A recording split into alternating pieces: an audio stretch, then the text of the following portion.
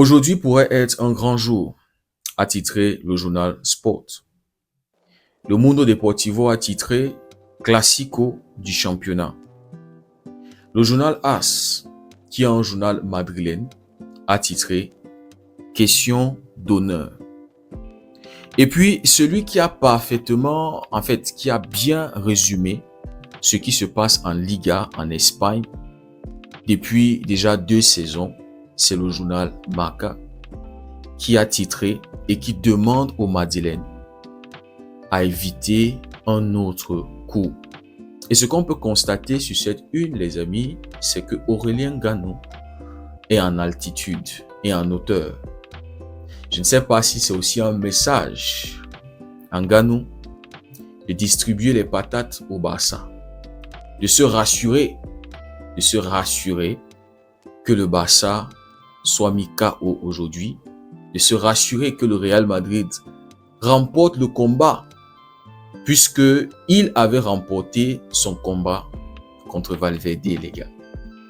Donc, aujourd'hui, la mission des Madrilènes est claire: éviter un autre coup. Parce que, les gars, les Madrilènes ont tellement reçu de coups venant de la part du Barça lors de ces 2 dernières saisons. La saison dernière, ils avaient reçu un chaos monumental, saison blanche. Ils avaient perdu la Super Coupe contre le Barça, un coup. Ils avaient perdu la Copa del Rey contre le Barça dans un combat épique contre eux et contre l'arbitrage. On se rappelle, les gars. Jules Koundé nous avait délivré lors de ce match-là, quand on se préparait à... Voilà, vous vous rappelez, les gars. Et puis, ils avaient perdu le combat en Liga contre le Barça. Ils avaient perdu les 2 classicos. En fait, la saison dernière, ils avaient perdu 4 classicos, les gars. Perdu le combat en Liga. C'est vrai. C'est vrai que les classicos en Liga n'étaient pas les matchs qui décidaient le champion. Et donc, les Madrilènes étaient allés se renforcer pour cette saison, les gars. Faire venir un nouveau coach, faire venir des nouveaux joueurs pour venir défier les champions en titre pour la ceinture. Mais les gars, ils se sont déjà mangé un premier coup, un premier KO. C'était en janvier, lors de la Super Coupe. Et puis on se retrouve aujourd'hui, les amis. Le Real Madrid pourrait recevoir un KO historique. Oui, les amis. Today can be historic. Aujourd'hui pourrait être historique, les gars. Parce que ce n'était jamais arrivé dans l'histoire de la Liga que le Classico soit le match qui donne la Liga soit au Barça, soit au Real Madrid. Aujourd'hui, le Barça a la possibilité d'écrire une nouvelle page dans l'histoire de la Liga et dans l'histoire du Barça. Les gars, je vais vous partager juste un petit truc. Quand j'étais en train de faire des recherches pour voir si le Barça avait déjà perdu, si c'était arrivé dans l'histoire du Barça de perdre les 2 classicos, mais quand même d'être champion, je suis tombé sur la toute première édition de la Liga. La saison qui avait débuté la Liga. Et je me suis rendu compte que le Barça avait remporté la toute première édition de la Liga. Et Madrilène, s'il vous plaît, respectez-nous. On avait perdu le premier Classico, mais on avait gagné le deuxième Classico qui était chez les Madrilènes. On les avait battus chez eux 1-0. Ils nous avaient battus chez nous 2-1. Mais les gars, on avait remporté cette première édition de la Liga. Donc les gars, aujourd'hui peut être historique. Le Barça a la possibilité d'écrire une nouvelle page de l'histoire. Et ça, il faut le faire, les gars. Il n'y a pas de match nul qui tient. Il va falloir combattre. C'est un match où à la fin de la journée, we have to be the last man standing. Il n'y a aucune raison de perdre ce soir contre le Real Madrid. Parce qu'on a été meilleur que eux tout au long de la saison. On a la meilleure défense de la Liga. On a la meilleure attaque de la Liga. Le meilleur joueur de la Liga. Le meilleur gardien de la Liga. En fait, on a le meilleur collectif de la Liga, les gars. Tout simplement. C'est pour ça qu'on mérite d'être champion aujourd'hui. Hier, Antiflick était en conférence de presse et une seule chose qui m'a marqué, ce ne sera pas facile de sélectionner 11 joueurs pour demain. Tout le monde a un niveau incroyable. Très important. Je le vois tous les jours, même si certains ne jouent pas suffisamment. Vous voyez Anti-Flick, non? Je suis très content car tout le monde est focus et professionnel. Vous voyez, Anti-Flick admet ici là qu'il ne gère pas bien le temps de jeu, qu'il ne gère pas bien les minutes de ses joueurs. Il est conscient qu'il y a des joueurs qui méritaient de jouer plus. Mais bon les amis, aujourd'hui c'est pas un jour de faire les palabres. Ce qui a plus attiré mon attention, c'est le fait qu'il dit que tout le monde actuellement est incroyable. Les esprits dans le groupe sont très très positifs, au point où il ne sait pas quelle 11 aligner. Les gars, si c'est vraiment le cas, c'est une très bonne chose. Parce que c'est aujourd'hui qu'on a besoin du prime de chacun de ces joueurs. C'est le combat ultime pour la Liga, les gars. Les gars, moi je vais vous donner mon 11 entrant. J'ai mis Ferran, Rashford, Fermin, Pedri, Gavi, De Jong, Cancelo, Maldini, Koulibaly et Jules Koundé.